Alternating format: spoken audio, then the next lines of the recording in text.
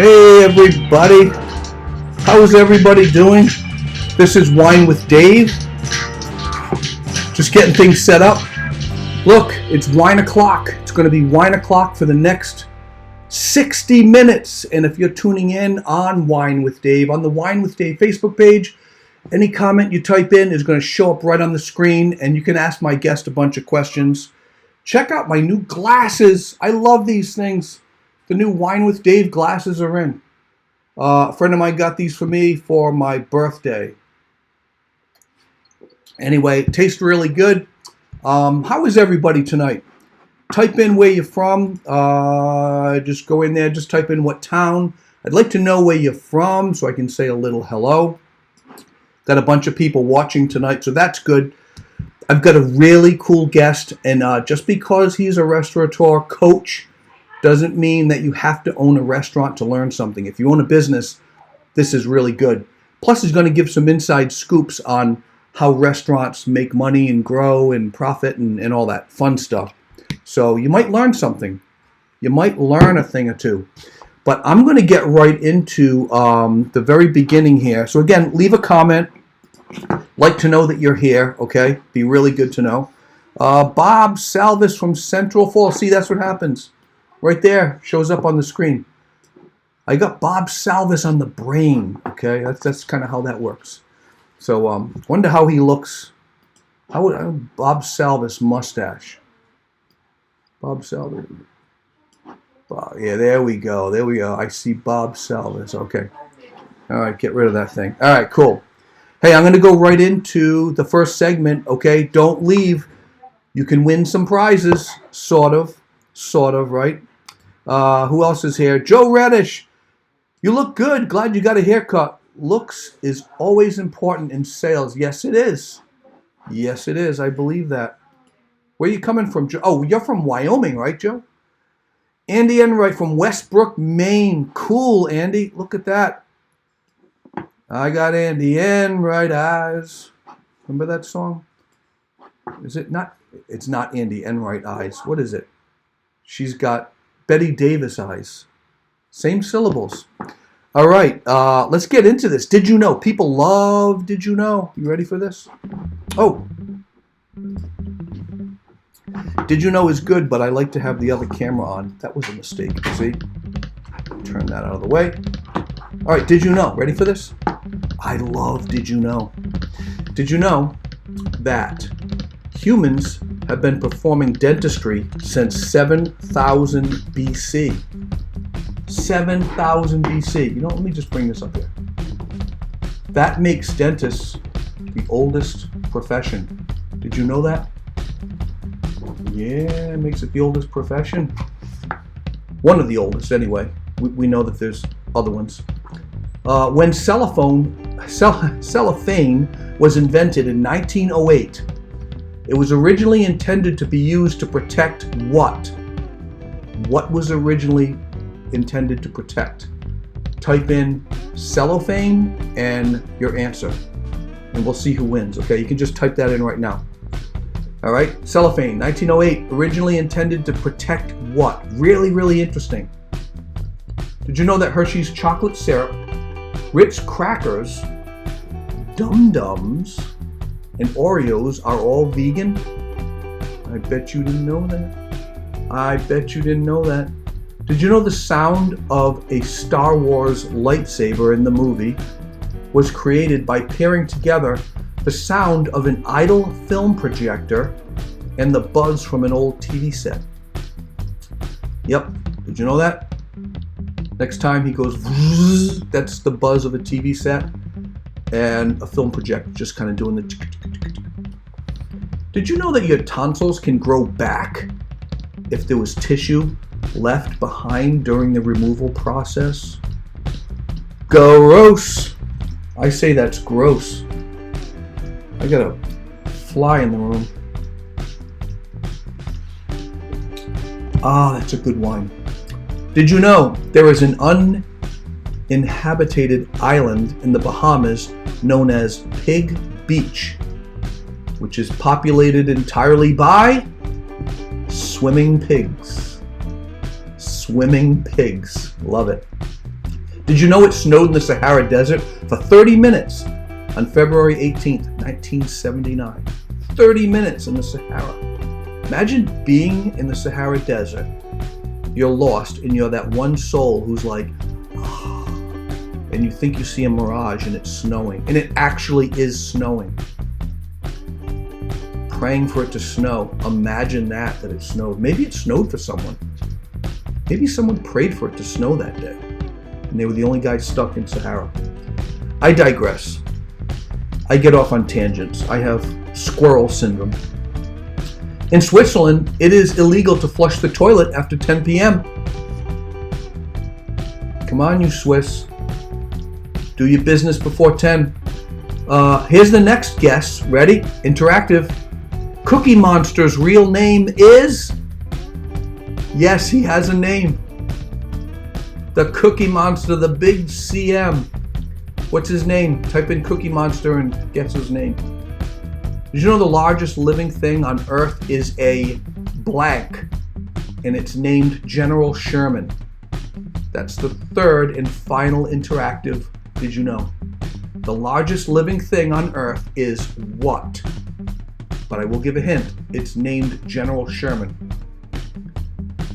Just type in thing and what is the thing? Kangaroos keep growing until they die. Did you know that a group of horses will not go to sleep at the same time? At least one of them will stay awake to look out for the others.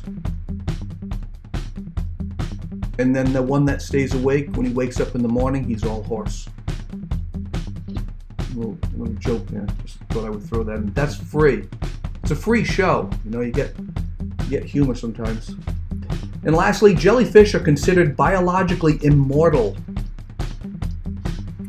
Got a fly in here.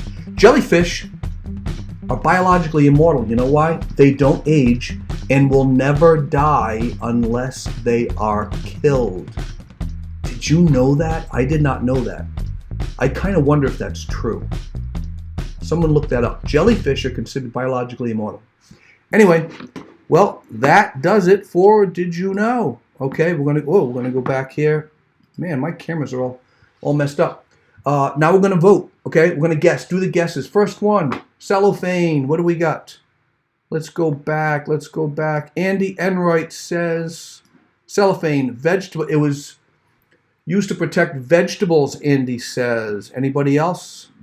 Do I have anybody else looking for that? Nope. I'm gonna keep that open for a second. Second one is Cookie Monster's real name. What's Cookie Monster's real name? Andy votes again. Oh, he has a good chance of winning. He thinks it's Walter. Why do I find that funny? I'm Cookie Monster, but you can call me Walter. That is funny. That is some funny stuff. Walter Monster. No, you're wrong. But that was good. That was really good. Okay, the largest living thing on Earth. Andy thinks it's an elephant, and it's named General Sherman. Well, there has to be one of them. That's kind of a hint. There's only one of these on Earth, and it's big. Renee Gibbons, how are you, Renee? You think it's a whale. You guys are kind of close, but no, you're far off. All right, ready? Want me to guess? Want me to tell you the guess? I could give it away. You can give it away. When cellophane was invented in 1908, it was originally intended to be used to protect tablecloths from wine spills. Yes. For people like me. That's what cellophane was originally intended for. No one got that right. Cookie Monster's real name? Anybody? Anybody? Bueller? Cookie Monster's real name is Sid. Ellie Whale. Oh, people are guessing now. No, now you're guessing. Sid. Cookie Monster's Sid. Sid Monster. Or Sid Cookie is his middle name in Monster. Largest living thing on Earth is a giant sequoia. And they named that big old tree General Sherman. Well, that was great. That was Did You Know?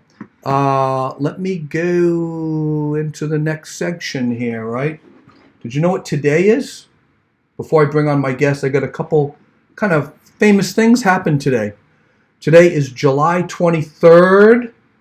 It is, cue the graphic, boom! It is National Refreshment Day. That's right. National Refreshment Day celebrates fun at the hottest time of the year. We toast these moments of ice-cold refreshments, especially a nice cold beer. These are the simple pleasures that we all love and we all cherish. Whether you're at the beach or wrapping up a long day of work or hosting a live stream, it's nice to know there's a glass waiting for you somewhere. Would that look good next to that? Look at that. Let me put that right over there. Right over there. Right there. There we go. Right. It belongs right there. Wine with Dave. Beer with Billy. Wine with Dave. Bear with me. These are bad jokes. Bear with me. Bad jokes. Yeah, so National Refreshment Day. Also, we'll get rid of that. So crack open a cold one. Have one with me. Drink some wine. We're going to be here a little bit. Okay, we're going to close that out because that's the next one. The next one is sad news. Something happened today. And I was saddened. I was personally saddened when I heard this. Yeah. We all know that. 9 years ago today, Amy Winehouse was found dead at her North London home. She had a flat. And I do know that she was practicing playing drums. She put the drums out on a terrace and she was playing drums just very shortly before she died. It was accidental, but she was playing drums. What a promising career. She was 27 years old, so she joined the famous 27 Club. Amy had a long battle with drink and drugs, which overshadowed her recent musical career. Amy Winehouse, what would she have become? Wow, really sad. Sad day in soul history, soul rock history, whatever you want to call that. Turn that one off. We got to end with a good note, right? Guess what happened today? Does anyone know what happened today? 52 years ago today, in 1968. 1968, the Beatles were at Abbey Road Studios in London today, recording Everybody's Got Something to Hide Except Me and My Monkey. John Lennon wrote that one, and it was going to be on their forthcoming double album, The Beatles. They weren't creative with the title of some of the albums. First album was called The Beatles. I think the second one was With the Beatles. Third one was The Beatles. Double album was Beatles. I don't know. Back then, they just didn't think you needed a title. But anyway, Everybody's Got Something to Hide Except Me and My Monkey. I can hear that riff in my head. My sister was a huge Beatles fan. When she'd go to school, I would sneak in her room and I'd rifle through all her 45s. And I remember seeing this big Apple, in Apple Records, right? Right there. Pretty cool. And Something to Hide is actually the second song on that side. I remember thinking, that is cool. And I'd flip the record over, and it was the apple cut in half, was the inside of the apple. Very clever. That was Yoko Ono, I think. I think she had something to do with that. Anyway, get rid of the apple. Let's lose the apple. Bye-bye, Beatles. Bye-bye, Beatles. Next week, I don't have a guest, but I might get one, and it's going to be pretty cool. I just grabbed another guest a couple weeks from now, but I get some interesting people, some podcasters. I got the Shins, really cool group. They're coming up very soon, in like 2 weeks, I believe. Amazing. Just go out, YouTube them, the Shins. Fantastic.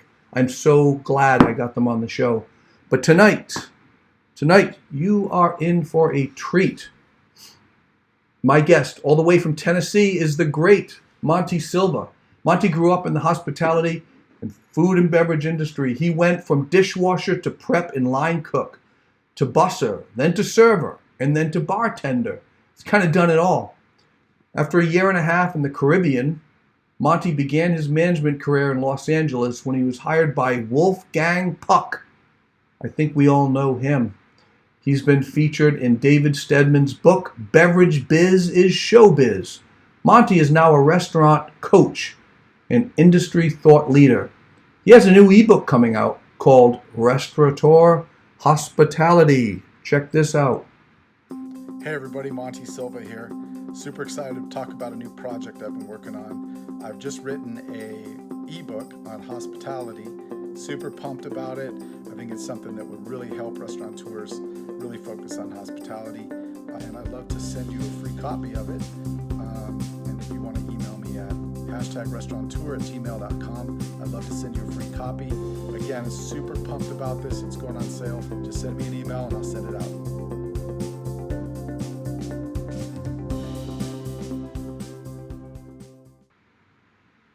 Monte Silva, how are you today, my friend? Oh, where'd he go? There he is. How are you, Monte? I'm great, Dave. How are you?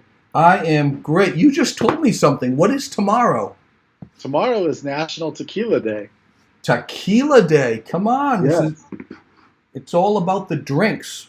Where's my Yes, mouse? you know, when I was a server at a Mexican restaurant in California, we used to, when that song Tequila would come on, we would dance around the restaurant together and sing it, all the servers, and made it a very festive afternoon for sure, an evening.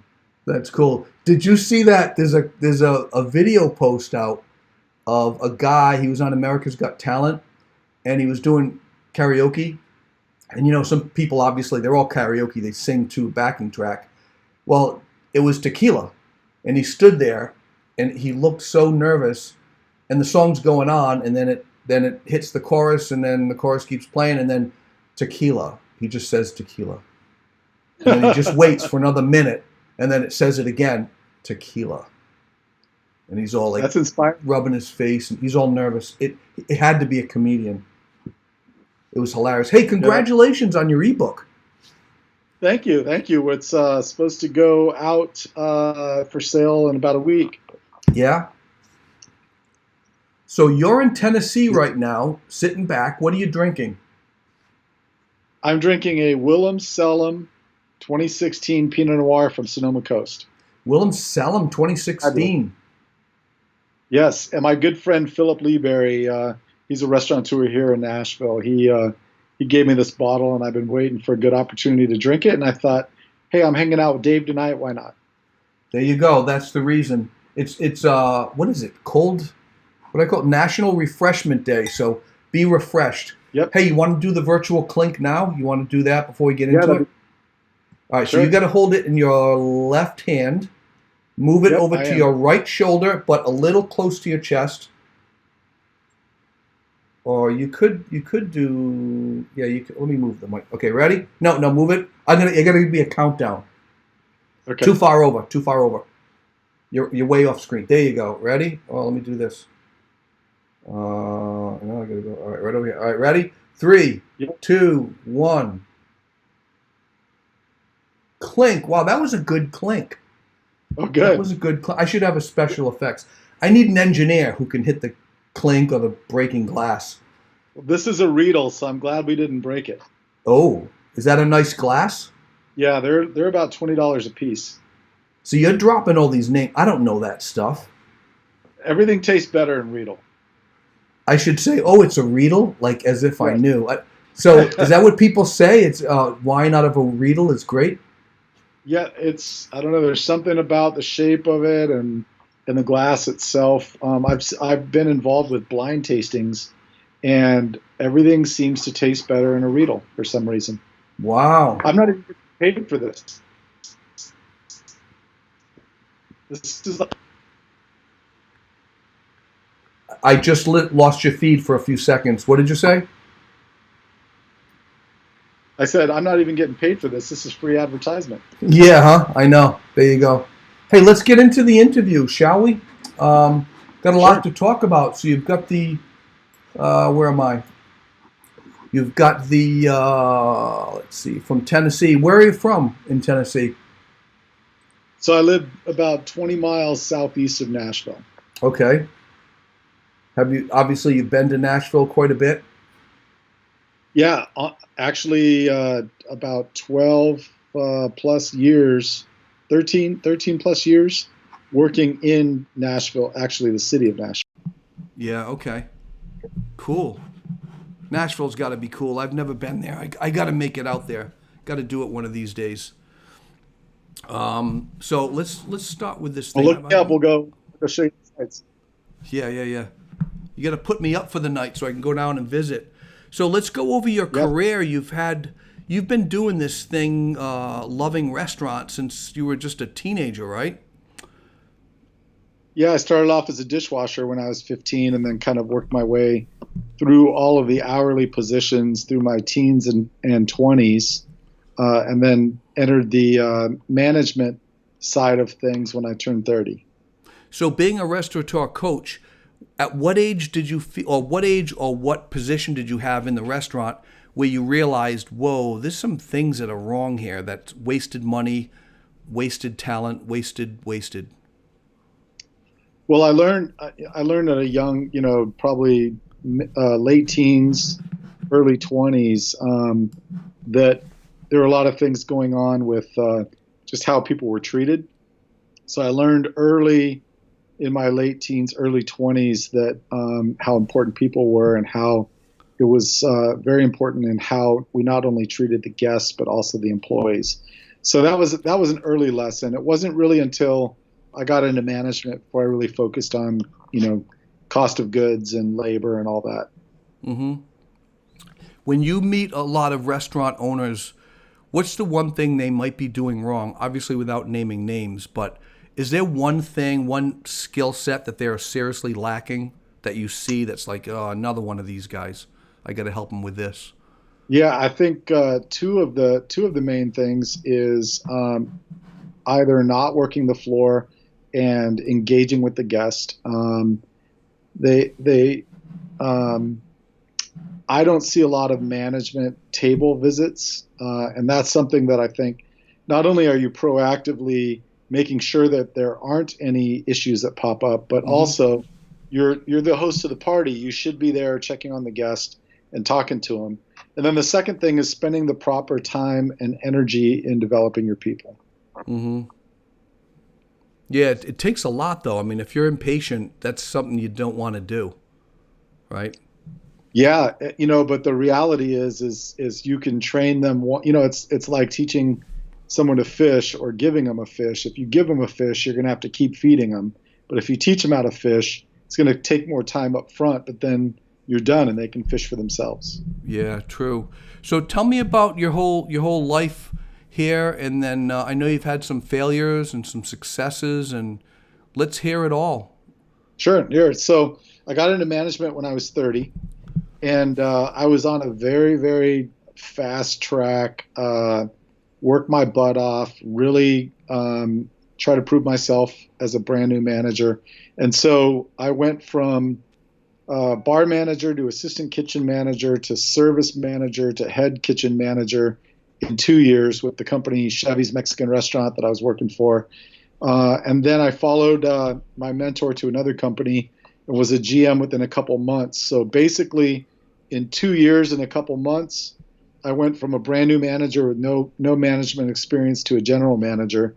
And then 2 years later, I ended up being a GM for Wolfgang Puck. So in a 4-year span, I went from a brand new manager to being a GM for one of the best restaurateurs in LA. And it was a very, very, very fast pace, but it definitely took its toll on my personal life, relationship, and just my health. I'm not working out and not taking care of myself, and just working too many hours. How many hours a week were you pushing right around that time?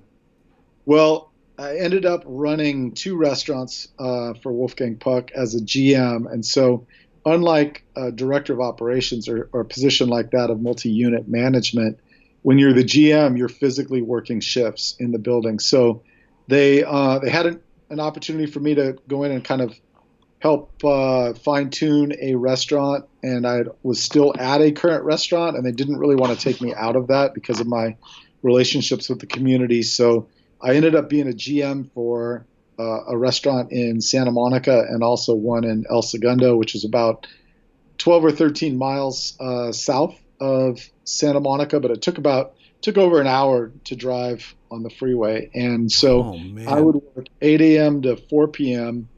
at one restaurant and then 5 to midnight at the other 6 days a week. So it was 90 plus hours.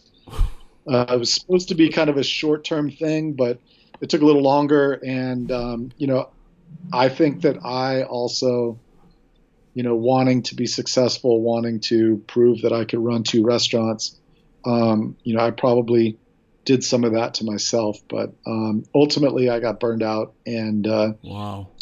took a break and moved to Vegas and waited tables and just got back out of management and did that for 4 years. And then had an opportunity to move to Nashville and wanted to get back into management because I had a good break and was, felt like I had recovered from burnout and was ready to jump back in the race. And, there was some struggles there because I wasn't necessarily going to jump back into a GM position because there were people wondering, why, if you're the GM of Wolfgang, would you go back to food serving?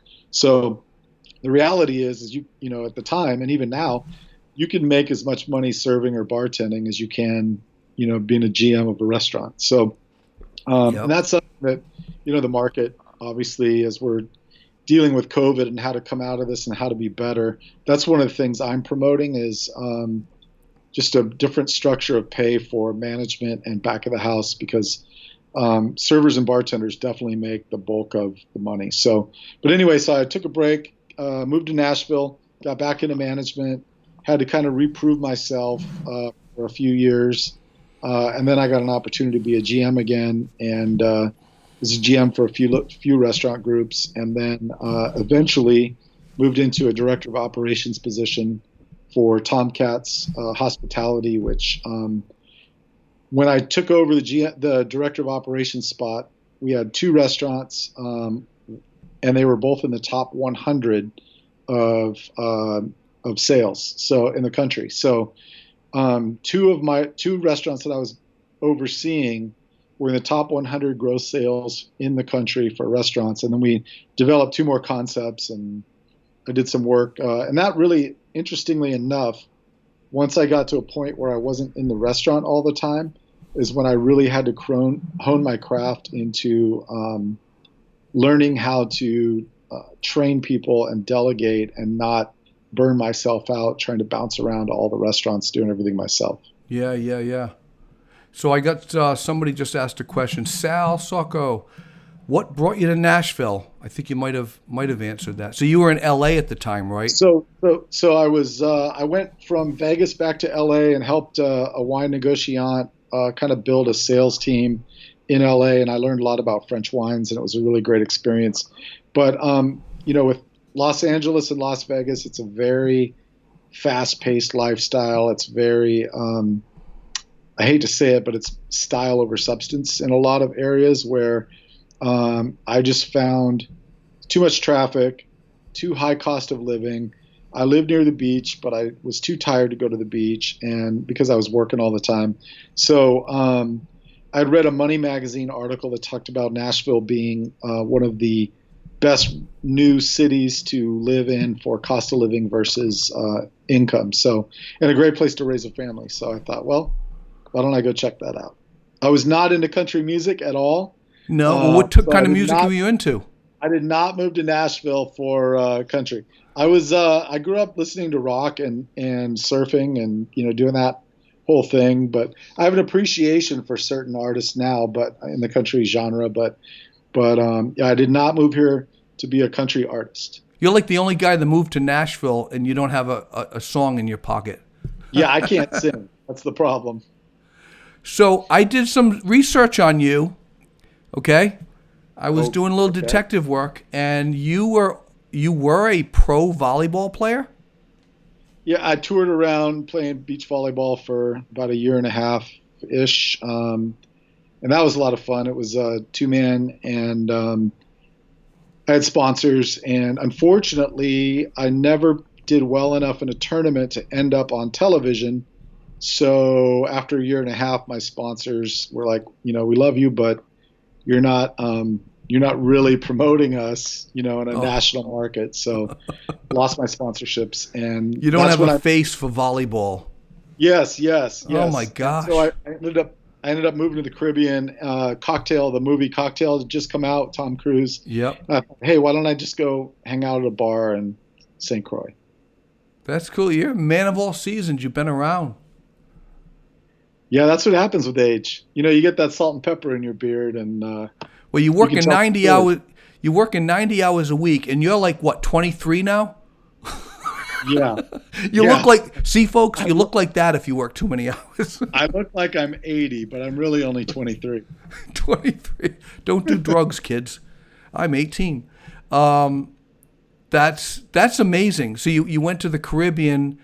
You've been everywhere. Caribbean, Tennessee, Nashville, Las California. Vegas, LA. Ever been up in New England, New York? Ever thought about maybe I've hitting the not. New I York really scene? want to go to New York and Boston and some of those places up there. There's a restaurant I've heard a lot about in Boston called Espalier that I want to check out, and I'm a big Danny Meyer fan, so I want to hit some of his restaurants in New York. And I've not even been to Chicago, but I want to visit. There's a new restaurant opening up called Ever that some very talented guys are doing, and I'm looking to go there and Alinea and some of those places. Wow, wow. When you come to Boston, you got to call me. I mean, I'll take you up there. I It's will. I used to. it's a long, long way from Rhode Island. I mean, it's like 55 minutes or something. Yeah, that's That's a long trek. well, that's the joke. In Rhode Island, Actually, it's like you got a bag of lunch to go to Newport, but you probably don't know that. But Rhode Islanders have this thing. But who were your mentors, well, I was Monty? going to tell you really quick. So in Boston, there's a company called Foley Fish Company, What is it? and Holy Fish? Foley Foley, Foley? Yep. and they would actually bring in scallops and different things off the boats, and you could order them as they're coming out, and they'd be FedExed to you the next day. And so in Nashville, being a landlocked city, we would overnight fish from places like Honolulu Fish Company or Foley Fish Company, and get really fresh stuff. But that's my Boston story. Wow. Yeah, there's a lot of fish in Boston. Lots of it. I mean, in the city, fish restaurants. Of course, there's a lot of fish in Boston. Mentors. Let's get into the mentors. Wolfgang Puck, was he all that you expected him to be?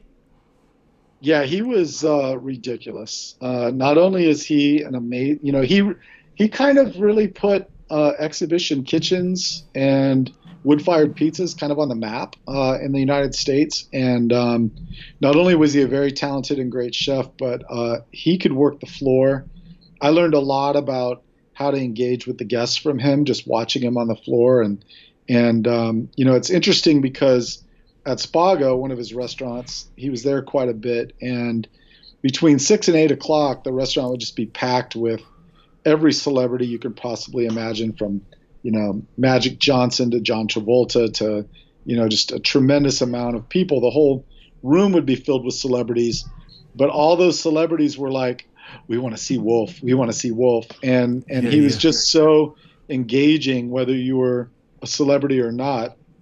And just a very great example of hospitality and taking care of people. And just a few years ago, my wife is from Ohio, and we went back on an anniversary to.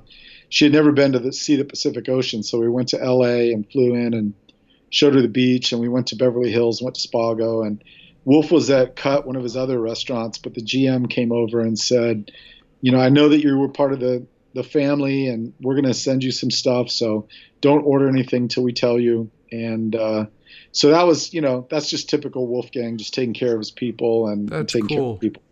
Yeah, and then he ended up coming in later on and came by the table, and my wife was like, that's Wolfgang freaking Puck right there in front of us. Is he like the Mick Jagger restaurateur? I mean, he's you don't get much higher, right? Yeah, he's definitely, I mean, there's some very talented and amazing chefs out there, but he's definitely an icon for sure. Yeah. That's So he that's was a mentor. Tom Bryan, who was the guy that I worked for at Chevy's that I followed to a new restaurant group. He really taught me a lot. And then finally, I had a guy when I moved to Nashville named John DiNapoli who really taught me a lot as well. How about the Caribbean? I'm curious. A lot of Americans there, or was it like locals that ran restaurants? Did you learn anything So from those guys? yeah, there were definitely a lot of Crusians. That's what they're called there. And rum, Crusian rum is actually from St. Croix. And so a lot of locals. It was probably about 90% local, and then about a 7% Hispanic population from some of the surrounding islands, Puerto Rico, places like that, and then about 3% were stateside people. What's the culture like down there in the restaurant world, working with those people, work ethic and all that? Yeah, it was great. It's a very different lifestyle down there. I'd find myself they had a store, the grocery store down there is called Pueblo, and you would be walking up to the 10 items or less, little section to go through, and there'd be a woman in front of you or a man in front of you with like 75 items, and the checker and that person grew up together, and so they're not only scanning 75 items, but they're sitting there talking about their kids, and I'm just like, oh my goodness, it's like I need to get somewhere sometime today. So it's a very slow life, which is great in some aspects, but if you have a schedule and need to be somewhere, it can be quite challenging. New Yorkers could not be there. They would just go out of their minds. Yeah, there'd be like, some just ring me up, please. Yeah. I got guests in half an hour. So yeah, a lot of mentors, good people, huh? Nashville. I mean, that's like, I know people that moved down there, even in the restaurant industry. So when you were a general manager, what's the difference between like the F&B, the food and beverage guy? Were you also a food and beverage director when you were GM? Or is it's just too busy that you got to, relegate that to someone else? So typically in a restaurant level, you'll have a general manager, and they're typically either in charge of both the front of the house and the kitchen, or they might be equal status with the chef, and then they're running the front of the house and the chef is running the back of the house. But in my cases, except for Wolfgang Puck, in my cases, as the GM, I was over both the front and the back, which was very helpful with my kitchen background. I was able to have, good conversations with the chef. And so you have a GM in every restaurant, and then you usually have a chef or a kitchen manager, and then typically a sous chef or an assistant kitchen manager. And then you might have a service manager and a bar manager. And the service manager will oversee the service staff and write the schedules, and the bar manager will do the liquor ordering and write the bartender schedule. And so that's kind of a typical restaurant scenario. And then at a corporate level, you might have a F&B director. That's mostly a hotel thing. Yeah. But you might have a director of beverage that oversees the overall wine and spirits program of all the restaurants. And then you'll have a director of operations that oversees the day-to-day, and the GMs report to the director of ops. Right. Let me ask you something, because you've said that hospitality is a team sport. What do you mean by that? So I learned even back when I was a food server that if I'm going to take the time at a table to be able to schmooze them, make them feel really great, sell them, spend the time talking about the menu, then I've got to have players around me that are helping me take care of the technical aspects of the business. And so we're never really fully taking care of the guests by ourselves. Even if we don't have a server assistant, we have a bartender that makes our drinks. We have cooks that, cook the food. We have a host that seats the guests. So it really is, the experience itself is really, there's a lot of people responsible for that success. Right. How often should you, touch a customer or be in contact with them? Once they sit down, is there like a 1 minute later they get welcome? Well, What right do you right think? now with COVID, it's very, very different than normal. Right. But yeah, it's typically the server wants to greet the table within a minute or two, so that the guest isn't looking around wondering if they're, a lot of times if you don't get to the table right away, the server starts wondering, is this section closed? Is there a server working this section? Where are Right. they? And their perception is reality. Even if it's only a minute, if it felt like 5, it might as well be 5. That's interesting because that concept can work with other businesses. I mean, I'm thinking about that now with our own business. It's when you bring a customer on board, you have to really touch base with them like pretty quickly, because if like 4 days go by, 3 days go by, they're like, what's going on? So just being in touch with them, letting them know, hey, we're here for you. Can I get you something? So I think a lot of businesses can learn from hospitality. Yeah, Uh, absolutely. I think, I actually spoke to a group in the Nashville Chamber of Commerce not too long ago, and I talked about hospitality and how that affects all aspects of business. And I talked about, let's say you're a stockbroker and you've got a client that's coming to see you at the office.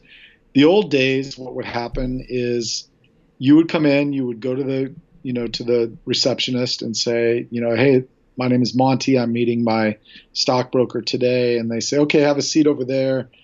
And then you wait, right? And then eventually the receptionist will walk you back. And then you walk in, and your stockbroker's sitting behind a big desk and doesn't get up. It's kind of almost like a power play yeah, of yeah, of I'm really important, yeah. but I'm I'm making here, you're a few down. minutes. Yeah. So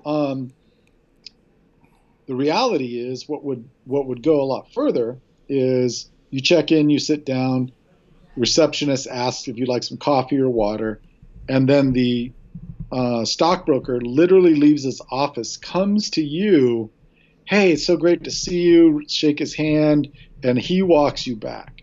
That's showing that, hey, I'm in good hands. This person cares about me, Hmm. that I'm important to them. They're not showing me how important they are. They're showing me how important I am. And that's really the best way to do customer service, no matter what. So really hospitality goes way beyond just the hospitality industry. Right. That's a good point. And I knew of a guy that that I had hired. He'd come out of his office, do this very same thing. Can I get you some coffee? The receptionist. I'd grab a cup or whatever, and then he would come out. I'd have to wait for him, but he would come out and like, hey, how's it going? Great to see you. How's the kids? And then he'd bring me in. So it felt a little like I showed up at the right time, 2 minutes of, and then when the time came when I'm supposed to have the meeting, it was delayed by 2 minutes. So that's like an eternity. But at least he came out. So customers, they pick up on everything, right? I mean, they know I'm not being served here. So, Yeah. One of my pet peeves going on right now is all these companies, whether it's Starbucks or, a grocery store or a restaurant or whatever, they're all have this mantra of yelling a greeting as you walk in, right? Welcome, hello, whatever. yeah. Well, the worst thing is when it's just that. It's just a mantra and nobody really cares that you walked in. They're not even looking up. They're yelling hello while they're looking down at their phone or they're Yeah, talking to a right, right, guest. right. And it's not to me, I'd rather have not say anything than, be disingenuous like that. Yep. There's a local pizza place that's like that. You walk in, and first of all, they don't say anything. They're just busy. They're picking up the phone, blah, blah. And they're like, what can I get you? And they're looking for a pad and a pen. They have not even actually looked at me. That says volumes. I actually don't go there anymore because they're not personable. What's the difference Right. between hospitality and service?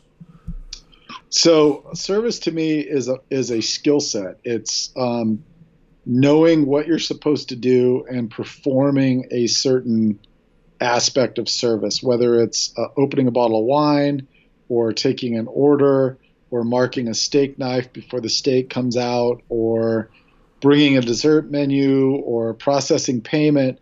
Those are all steps of service, but service is more of a skill set that you can teach people, where hospitality is a mindset. Hospitality is about how does your service make the guest feel about themselves? Do they feel cared for? Do they feel like the money they're spending was worth it? And so, so typically, you most people hire for skill set. I prefer to hire mindset, where if I'm hiring a good person that cares about others, I can teach them how to open a bottle of wine. But it's much harder to teach somebody to really care about the guest, or to care about their fellow teammates, or to care about being on time, or to care about doing their side work. So, so that's kind of my definition between the difference between service and hospitality is one is more skill set, one is more mindset. Right, and that makes sense. I mean, so some restaurants will hire skill set and then teach the mindset later. You're like, no, they may never learn that. They just may not be that type of person. Is that what you're saying? Yeah, it's hard to you can model it, but some people just aren't hospitable. And I've run across a number of people that unfortunately I've worked with that I was like, you don't even like people. Why are you in this business? Yeah, there are people who own restaurants that are like that, right? Yeah. Restaurant owners, restaurant servers, bartenders, managers. It's amazing to me that, there's a reason why we shifted the industry from being a food and beverage industry to being a hospitality industry. Yeah, when did that change? That is interesting. It was always food and beverage industry, and then it's hospitality. It kind of shifted. Like the 80s and early 90s? Yeah, I think it was more early 90s, and when a lot of chef-driven restaurants and actual restaurateurs, like, Danny Meyer came out in the 80s, and I think he really helped revolutionize what hospitality is all about. Yeah, because I've always heard it as the food and beverage industry, food and beverage. And then it must have been around that time where people were saying, yeah, I'm going to school for hospitality. I'm like, hospitality? I'm in the hospitality industry. There was a shift. There's just a paradigm shift of what I think we realized what you're getting into. I think we realized that food and beverage is a commodity that you can copy, and you can, it's something that everyone can do. Where hospitality, it's very difficult to copy how you make someone feel. So is it true that you've probably, you've hired many people, probably fired many people. Have you fired more people who don't have the hospitality mind as opposed to fire people who don't have the skill set?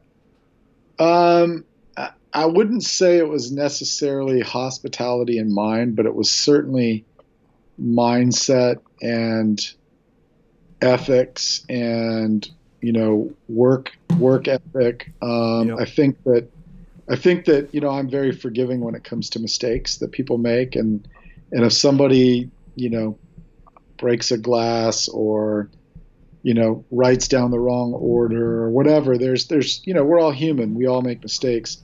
Right. And I'm very forgiving of that. I'm not very forgiving of, I don't give a crap. Yeah. So what are you doing now? What's going on these days with you? And if you're just tuning in, my guest is Monte Silva. This is Wine with Dave. Go ahead and like the page, follow the page. We're enjoying a glass of 2016. I can't remember the name that you're having, but William Sellum Pinot Noir from Sonoma Coast. Okay, I could buy probably 10 of these for what you're. You're drinking white. What are you drinking? I don't know. I'm embarrassed. This is Wine with Dave. This is not a wine show, so I don't have to feel embarrassed not knowing my wines. It's it's a Pinot Grigio, I think. Okay, good. Those are nice. But I don't know where. Probably California, but I don't. Those are I don't great. know. Those are great wines to be drinking in the summer. That's for sure. Yeah, I like the Australian wines. Pretty sweet in the summer, but I just don't know what I just grabbed it. So. Anyway, and actually, I think I might have told you this. I joined a Facebook group called the Wine Fairies of Rhode Island. You go in there, you add your address and what you're into, chocolate and Cabernet. And a few days later, a wine fairy, the the fairy wine mother shows up and leaves you a basket. I've got it right here. It's on the other side of the table. But it's a square basket with a magazine on yoga. There's these lavender balls for a bath. There's like a bottle of wine. I mean, it's like, wow, big bag of Oreo cookies, chocolates. I'm like, geez, all for free. You don't pay for it. It's just kind of a pay it forward. And then a few weeks later, you go ahead and you go down the list and you just pick someone's address and you deliver something to them. It might fall on a day they're having a bad day. Pretty cool. So that's where the wine came from, and I don't know what it is. That's all right. If someone gives me wine, I just crack it open and drink it. That's not good, right? No, that's fine if you like it. Doesn't matter what it is, right? It's got good nose. Yeah, there you go. Hey, so the people know more about you. So you like Oreo cookies. Are you more of a double stuffed Oreo cookie or more of a mint cookie? No, I am not a mint. I am a double stuff all the way. And I like the vanilla Oreos, personally. Yeah. Vanilla Oreos inside of milk is a short glass of milk, like a shot glass, just like, not a shot glass, but a small, like, brandy glass. Yeah. Oh, my gosh. And then top it off with a bowl of tapioca. That is like, I've entered heaven. That's amazing. Vanilla Oreo cookies in milk. About 6 of them, like a half a sleeve. I just like a wood chipper. And then, tapioca. My wife dips them in milk, but she uses almond milk. Really? You guys are fancy down there in Tennessee. No, my wife is very health and wellness conscious, so she limits her dairy. There you go. So with me tonight on Wine with Dave is a monster, and you're probably embarrassed that I say that, but you're the man that helps restaurants. So what do you do when you sit down with a restaurant owner and they say, yeah, I just need your help? What's the process? How do you help them? You go through every single thing they've got, or what? So you were asking me just before we talked about wine, what I'm doing. So I'm actually now working as a restaurant coach. It's a little bit different than consulting. Typically a consultant will come in, he'll be hired for a body of work. It might be putting together a beverage program or writing training manuals or teaching wine classes or writing a wine list or taking a look at profit, margins, whatever. And I do that, but it's interesting if you watch shows on TV that are about restaurants. It's amazing to me that everyone thinks that someone's going to come in, work 2 days, and they're going to completely transform this restaurant, and that restaurant's never going to have problems again. It's not really put on the cape and run in there and fix everything and bounce out and everything is a happy ending, because margins are so small in the restaurant industry anyway, and it's such a people-oriented profession. And like I said earlier, we're all fallible, so there's a tendency to lose focus. And so more of what I do is I come alongside restaurant owners for a period of time. It might be 90 days, it might be 6 months, it might be a year. And I really guide them through not only, okay, I'm going to help you figure out how to get better profit margin off your food costs, but I'm also going to be around as a coach to help you make sure that not only do these systems get implemented, but they continue to be utilized. And then if new things pop up, then I have new opportunities and challenges to help them work through. So it's not really, what I'm doing is not really a one-stop shop. I'm going to get in there, Navy SEAL team, storm the beach, get it all done and get out.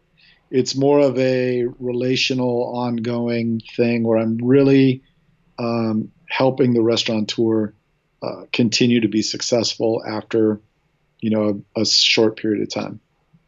Good answer. That's fair enough. So where can a restaurant really gain the most profit? Is there something that you see that, wow, every restaurant, if they only did this one thing, they would get so much more profit? Or is it different with every restaurant? It's different. There's certain types of restaurants that have lower costs. If you're if you're a pizza parlor, you're going to have much lower costs than a steakhouse.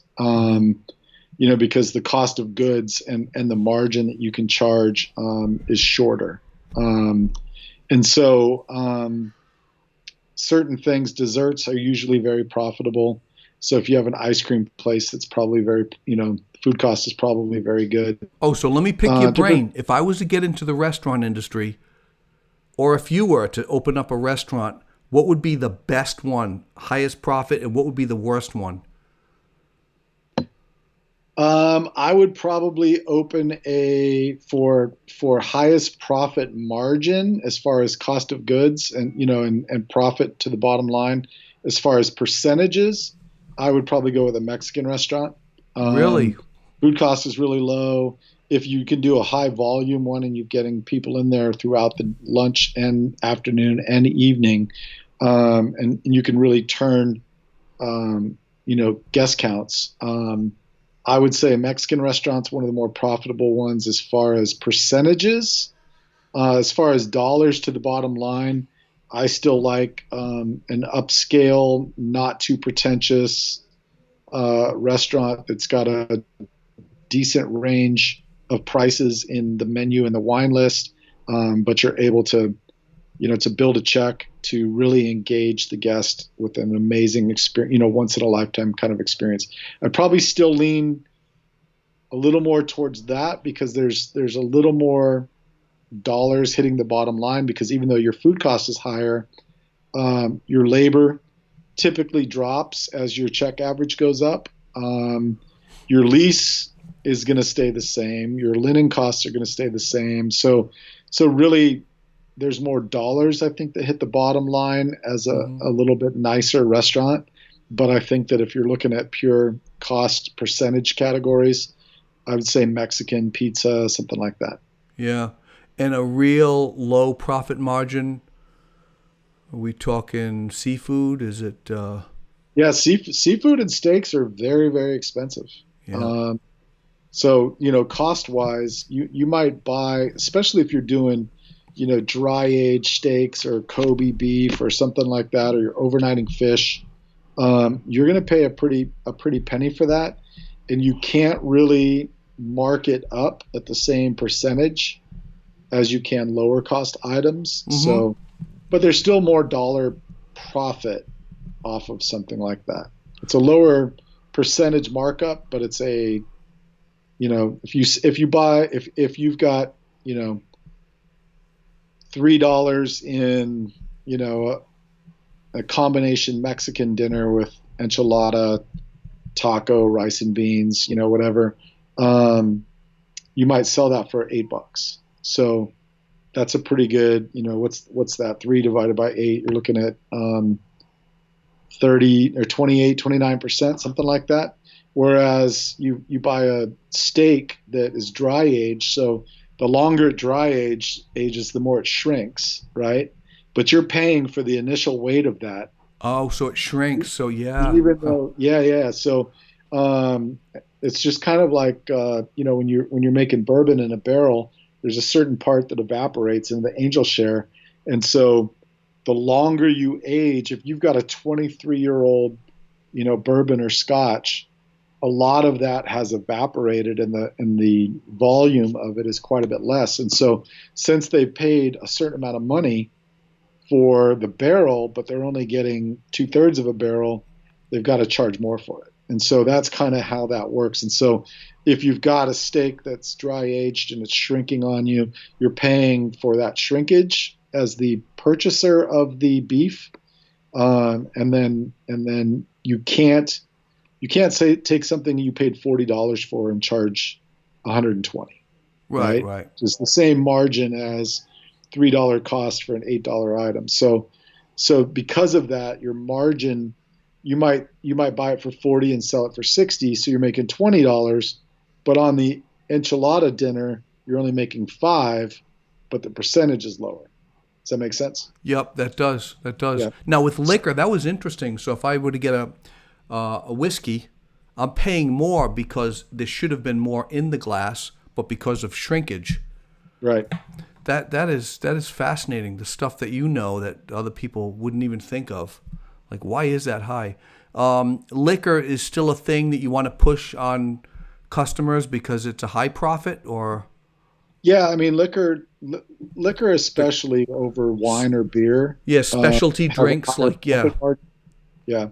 Um, when I work with restaurant owners, I try to balance, depending on the concept. Some concepts don't need a wine list. You're not going to sell a lot of high-end French wine at a Mexican restaurant, right? So it depends on the concept, but if it's more, medium to upscale, I'm going to always want to have a certain amount of wine sales because there's dollar profit. Yep. But I also want to have a certain amount of liquor cost because that's percentage profit. And I try to balance that to keep my costs in line. Mm-hmm. But yeah, you should run about 18 to 20% cost of goods on a liquor versus 25 for beer and 30 for wine. So is food cost like 30%? Is that still what it is? 32, 30? That tends to be the national norm across all types of food. Again, Mexican and Italian kind of bring that number down, and steakhouses and seafood restaurants kind of bring that number up. Interesting. Well, listen, you've been awesome. This is great chatting with you. Having a glass of wine. Yeah, I'm enjoying it. You got the good. I could tell. Yeah. You've got the glow in your face, Monty. Come on.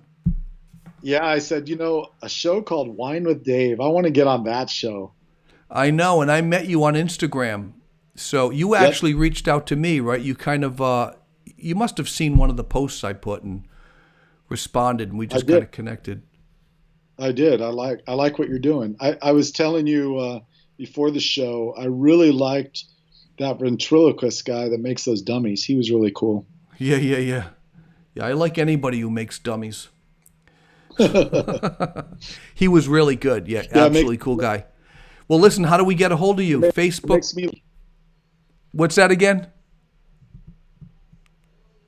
Yeah, so Facebook, my Facebook page is hashtag spelled out, HASHTAG, Restaurateur. There's no N in there. It's the French spelling. Yep. And then my Instagram page is the Monte Silva.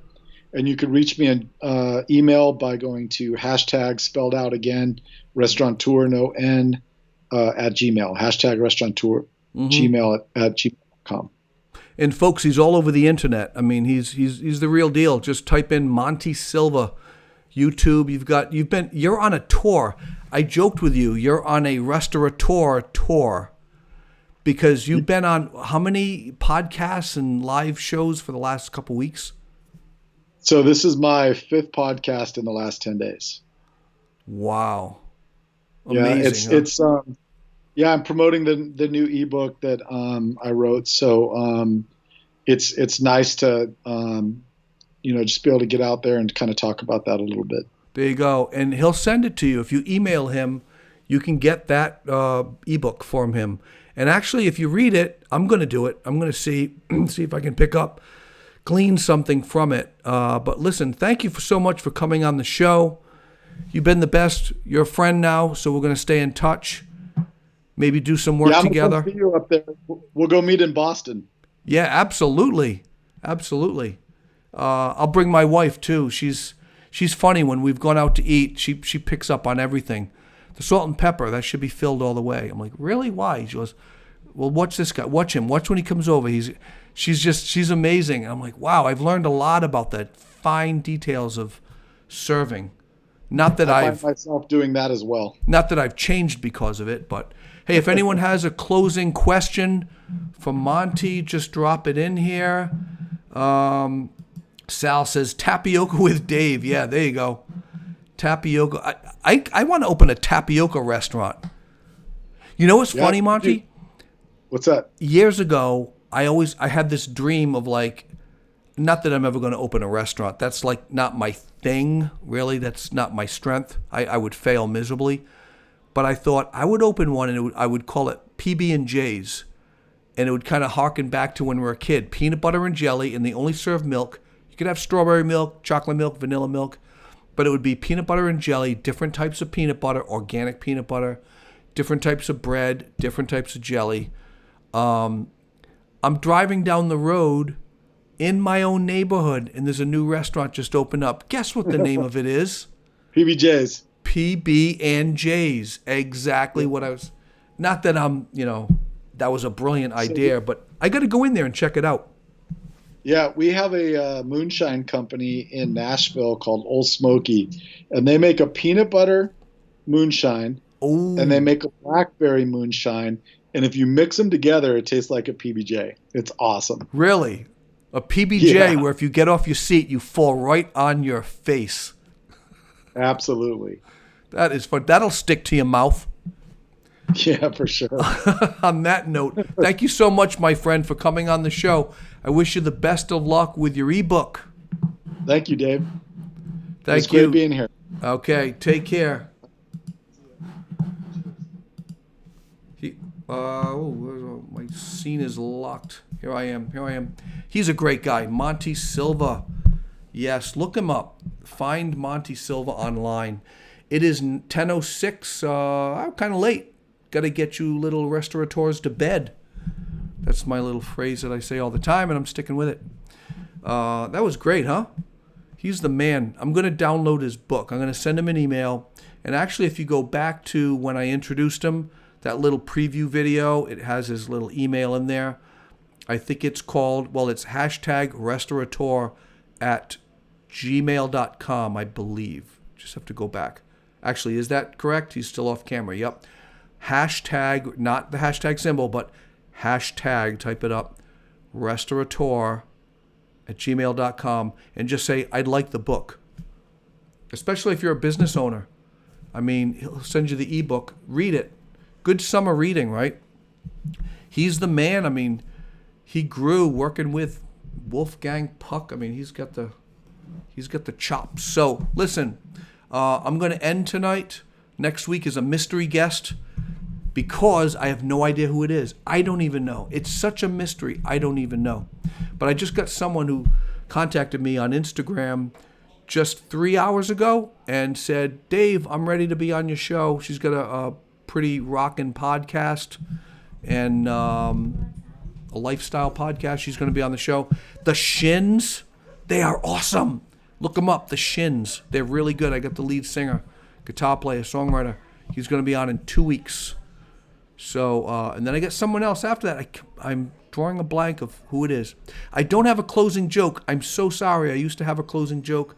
I'm just not that funny these days. I don't know what it is. I don't know what it is.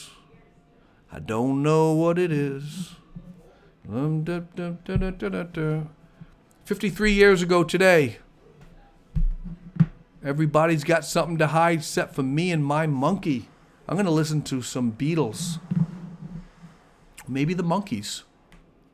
Nah, the Beatles. The Monkees.